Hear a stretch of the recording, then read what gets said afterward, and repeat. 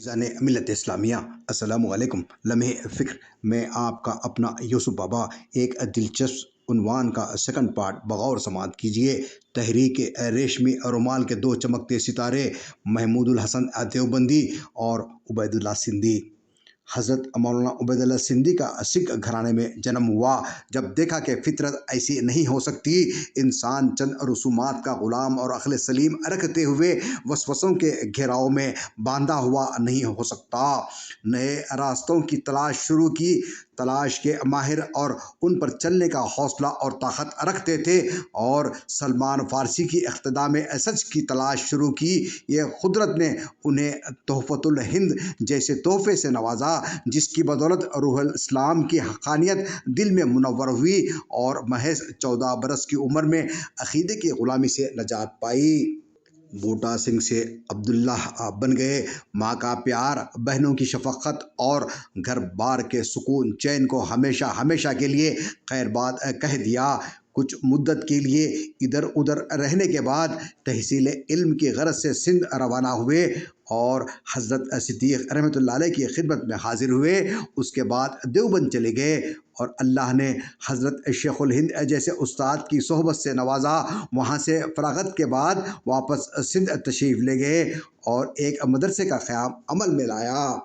چند سال سندھ میں رہنے کے بعد شیخ الہند رحمۃ اللہ علیہ کے حکم پر ایک بار پھر دیوبند حاضر ہوئے اور وہاں نوجوانوں میں اسرار دین اور انقلابی تعلیم کا شوق و جذبہ پیدا کرنے کی طرف متوجہ ہو گئے۔ شیخ الہند رحمۃ اللہ علیہ نے عبداللہ سندھی کو افغانستان کے امیر کے پاس بھیجا، جنہیں اس بات پر راضی کرانا چاہتے تھے کہ وہ برطانیہ کے خلاف جنگ کا اعلان کریں۔ جبکہ مولانا محمود الحسن خود ترک کے خلیفہ غالب پاشا کی حمایت حاصل کرنے کے لیے اس وقت سعودی عرب کے دارالحکومت حجاز چلے گئے، جہاں سے ترکی جانا تھا۔ خلیفہ غالب پاشا سے انہوں نے صرف ملاقات کی، بلکہ برٹش حکومت مخالف جنگ کے لیے ان کا دستخط شدہ خط حاصل کر لیا۔ وہاں سے شیخ الہند بغداد اور بلوچستان ہوتے ہوئے سرحدی علاقے پر پہنچنا چاہتے تھے۔ ادھر کابل میں عبید اللہ سندھی کے کئی طلباء بھی جا ملے، جو ترک خلیفہ کے برطانیہ مخالف جہاد میں شامل ہونا چاہتے تھے۔ بہرحال ان تمام علماء کی یہ تمام کاوشیں رنگ لا رہی تھی۔ ترک، جرمن، حتیٰ کہ مصر کے عباسی علمی بھی اس مشن کا ساتھ دینے کے لیے تیار تھے۔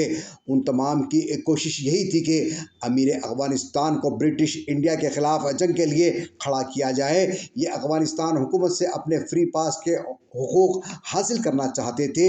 یہ اپنی کوششوں میں کافی حد تک کامیاب ہو رہے تھے، مگر اس سے قبل کہ شیخ الہند سرحدی علاقے پر پہنچتے کہ ان کا ایک خط ہندوستانی غدار نے برطانوی حکام کی خوشنودی حاصل کرنے کے لیے ایک برٹش گورنر کو سونپ دیا۔ پھر کیا تھا، حضرت مولانا محمود الحسن شیخ الہند کو مکے میں گرفتار کر لیا گیا۔